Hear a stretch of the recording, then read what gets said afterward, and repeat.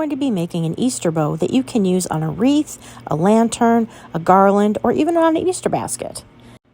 We're going to start by taking a 4-inch wired ribbon, and I like to dovetail my ends to start, so I put both wired edges together, and I cut from the inside out. That gives a nice pretty V shape. You don't have to use 4-inch ribbon, but it does help to create a nice sturdy base for your bow. So this is directional ribbon. We'll need to pay attention to what direction the bunny's ears are headed. So I make my tail, and that tail comes out to 9 inches. And then I bring over my first loop to about 7.5 inches. Now you notice this bunny's head is upside down.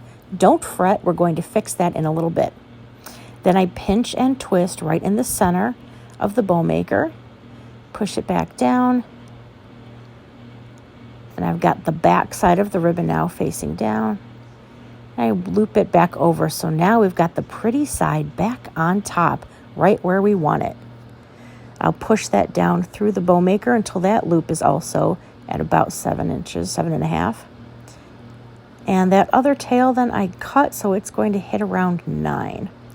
And then I will dovetail this end as well. I really love this ribbon. It's so vibrant yet pastel. And I love the bunny ears. It says hippity hoppity. And then adjust it so the loops and the tails are each on a diagonal to its counterpart. And then I'll take that ribbon. See where we see the bunnies facing down? Nope, we don't want that. I'll take that whole loop and I just pinch and twist. And you flip it over, and you can see now that the bunny ears are all facing up in the right direction and nothing looks upside down. It's taking that little extra couple seconds to do that. It really makes your finished product look that much nicer. Now we're going to move on to the next layer. This is a 2.5-inch ribbon that I'm getting out, and this is going to be a hot pink with different Easter eggs on it. Now, fortunately, this ribbon is not directional, so it's a little easier. So I've dovetailed that end, and I'm going to pull that down there so that I have a tail that is roughly hitting about the 8-inch mark.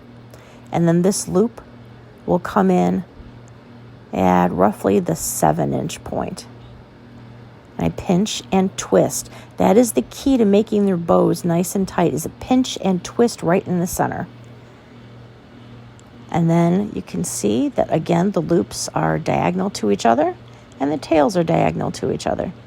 Now, what I like about the Easy Bow Design Pro is that I can really control where the loops go. So I can see where this is all going to fall as I continue to add all my other layers on top of it. Now, this Design Pro actually is 2 inches wider on either side from the base model. And I find that that really helps me to have more room because I do make a lot of bows, especially with 4-inch ribbon. Now this next layer, this is purple ribbon. It's got a beautiful chenille edging on there. Now this is also directional, so we're going to have to do a little more adjusting.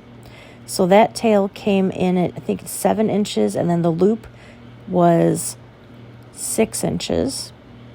So I do one on either side. And then again, making sure my tail comes out. I don't like cutting on the bunnies. I like to try to miss them if I can. And I dovetail that end.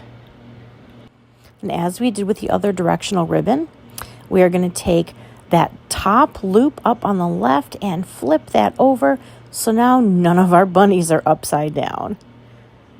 And then we can adjust where we want this to lay. You want to make sure that none of the loops cover anything below it. So it's all evenly spaced. Everyone has their time to shine. Now this 1.5-inch ribbon is the top layer. I love this because it's got a solid backing on the back side. This loop comes out to 5.5 inches. And then I'm going to snip off that end. I leave my tails a little bit longer. You can always cut your tails shorter, but you can't add on any more ribbon after you've made that cut. So I'm going to grab this whole thing, holding it together like a giant sandwich that you don't want anything to slide out of, right? Put the chenille stem on the back of the bow. Take my zip tie. I feed it between my 2 fingers holding the bow together, and then I slip the top part under my thumb. Bring the rest around the back. Pull it through. I don't want to pull too tight at first. There we go. Make sure everything looks good and then start giving it its final tug, right? The tighter that you can pull your zip tie, the more your bow loops will pop out. I like doing that. So I snip that off the back, which takes a toll on my scissors. I really should use snips instead of scissors. And then I can adjust where these loops lay. Now, it's pretty similar to how it was in the Bowmaker, but sometimes, things shift a little bit. Plus, once it's all solidified and held together tightly, you can really play more with where you want those loops placed so that it's not hiding any other loops or tails below it. Fluff out those loops. You can put your hand in there and then increase the size of your hand in order to make that loop stand up a little bit more. And then I twist the chenille stem in the back twice just to make sure it's not going to slide around on the zip tie. And then kind of play with it. Run your hands down the wiring on the outsides of the ribbon.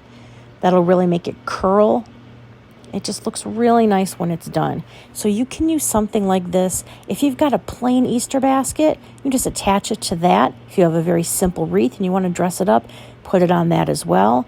On your banister, your staircase, on a garland, pretty much anywhere. Thanks for watching. You can follow me on TikTok and Facebook, and you can see my available creations at sweetariadecor.com.